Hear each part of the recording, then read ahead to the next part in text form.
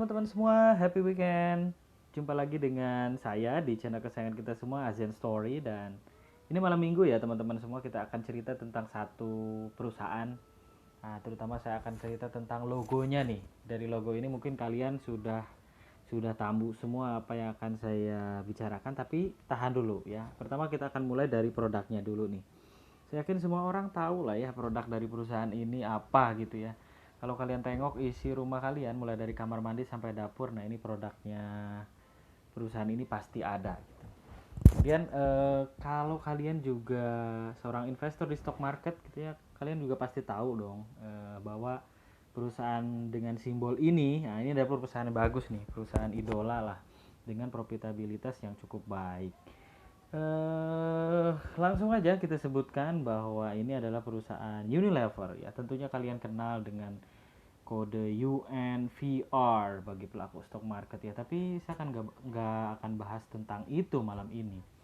Ya balik lagi ke produk ya. Mungkin kalian juga ada yang nggak tahu nih apa sih Unilever ya. Tapi kalau saya sebutkan Pepsodent, kecap Bango, sampo clear, kemudian teh sari wangi. Nah, kalian pasti tahu dong. Nah, itu adalah salah satu atau salah sekian lah ya contoh dari produk PT Unilever Indonesia. Apa menariknya dari Unilever ini? Nah, dia punya logo kayak gini nih.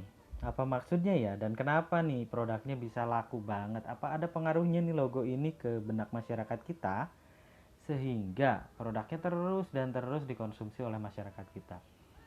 Dari sekian banyak pesaingnya, katakan Wings, kemudian Cow, ya dan brand-brand lain ya. Unilever ini termasuk yang mendominasi market di negeri ini, di Indonesia ya.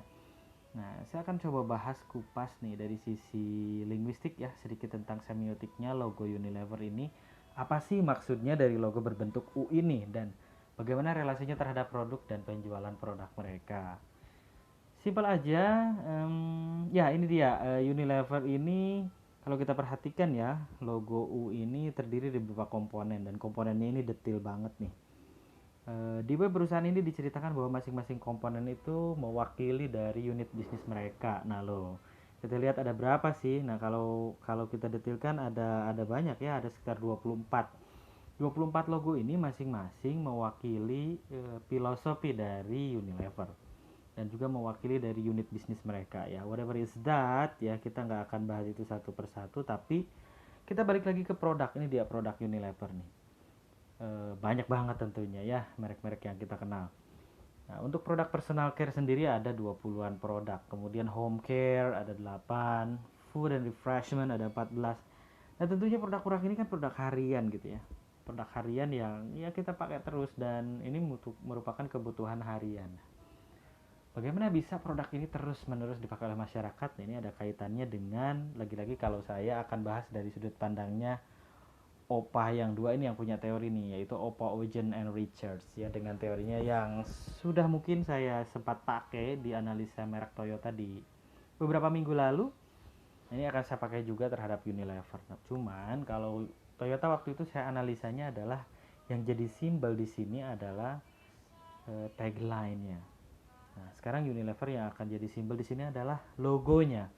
Kurang lebih gitu ya. Jadi bagaimana kaitan logo Unilever ini terhadap pikiran yang akan disampaikan oleh Unilever, oleh perusahaan itu, kemudian relasinya juga terhadap produknya dan dampaknya di benak masyarakat sehingga produk Unilever itu bagaikan mitos yang terus-menerus diingat oleh masyarakat, dipercaya fungsi dan kegunaannya, dan impactnya adalah repeat and repeat order tentunya ya, growth sales dari Unilever itu sendiri. Oke, ini konsepnya tentang bagaimana relasi dari pikiran atau reference ya terhadap simbol dan sebaliknya, kemudian juga relasi dari simbol terhadap reference atau objeknya, dan juga relasi dari reference itu terhadap reference atau pikiran atau ide gagasan terhadap produknya dan sebaliknya. Nah, ini semuanya saling berkaitan, makanya digambarkan hubungan. Oke, langsung saja ke praktiknya ya. Di sini praktiknya Unilever itu punya logo U seperti ini, kemudian kita lihat bagaimana dia berelasi ya, berelasi dengan pikiran dan berrelasi dengan produknya. Ya, ini dia teman-teman semua ya. Hubungannya Unilever ya, logo U ini ya, itu adalah menyampaikan pikiran tentang you can make difference. Nah, ini adalah fokusnya tentang produknya, inovasi di dalam produk itu. Kemudian ada lagi gagasan yang ingin disampaikan bahwasannya U di sini adalah sustainable life. Sustainable life yang mana you can't live without atau it's around you. Nah, makanya U-nya ini Unilever, it's around you, ada di sekitar kalian ya, memang karena kebutuhannya adalah kebutuhan harian, produk mereka adalah produk-produk yang dibutuhkan masyarakat harian, setiap hari pakai gitu. Kemudian universal ya, universal tentunya adalah it's all unit, a multi purpose. Oke, jadi sampai di sini kalian udah gambaran ya kenapa sih kalian beli produk Unilever. Nah, ini pasti kalian nggak sadar ya, karena proses ini adalah proses mitologi, proses yang dibentuk ya karena kalian lihat berulang-ulang produknya, lihat berulang-ulang advertisement atau iklannya mereka di TV, then again you buy it, you try it, and repeat order of course. Nah, itu adalah bagian dari bagaimana mitos membentuk kalian, dan logonya ini sangat kuat banget sehingga produknya bisa eksis sampai sekarang. Oke, itu aja yang bisa saya sampaikan tentang Unilever ini, dan semoga kalian ada di weekend yang indah malam ini. Dan oke, selamat malam, bye.